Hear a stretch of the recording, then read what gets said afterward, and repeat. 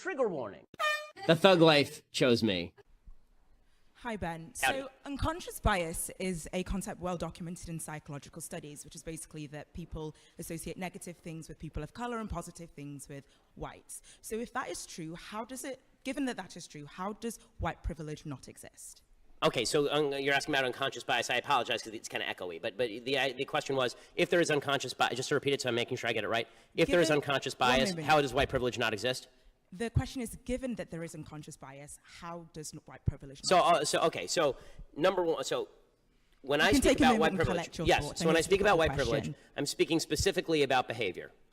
Okay, there have been no studies, and really I've looked at these studies, the connection between what they call implicit bias, this is their favorite phrase now, implicit bias, unconscious bias, and biased behavior has yet to be proven at any level that is even remotely necessary to be used in, for example, a courtroom, which is why it's never been used in a courtroom. Gotcha, bitch! It is also true that there is no way, there really isn't, there's been no proven way to alleviate what they call unconscious bias, which means that we're ghost hunting. So what I would suggest is that if there is unconscious bias, and I'll acknowledge the possibility or the reality of unconscious bias, if there is, then I need you to, I don't care about what's in people's heads so much as what they do.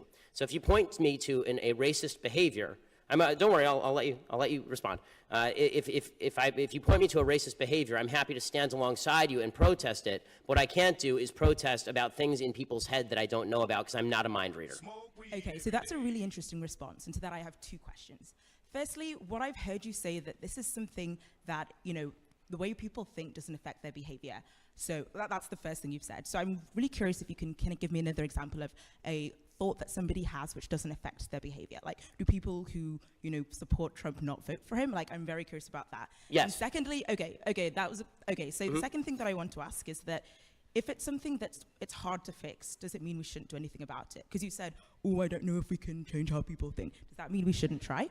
I mean, first of all, not a great impression. But beyond that, my voice isn't that low.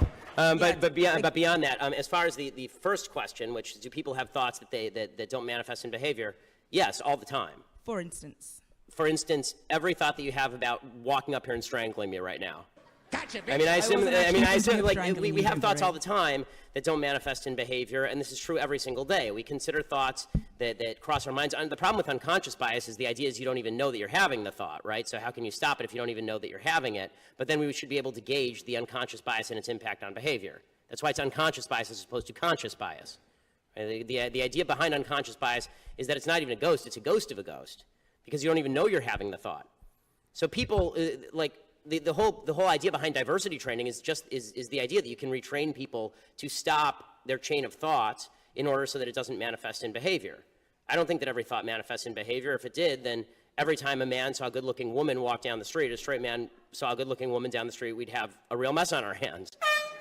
So the second question, the idea was a little too broad for me to respond to, which is, just because something is tough, don't we have to face up to it? Yes, we have to face up to tough things all the time. And one of the tough things I would suggest that we face up to is that you have a lot more control over your own behavior and the decisions you make than the supposedly widespread unconscious bias of people you've never met. Cruising down the street in my 6'4", jocking the bitches, slapping the hoes, went to the park to get the scoop.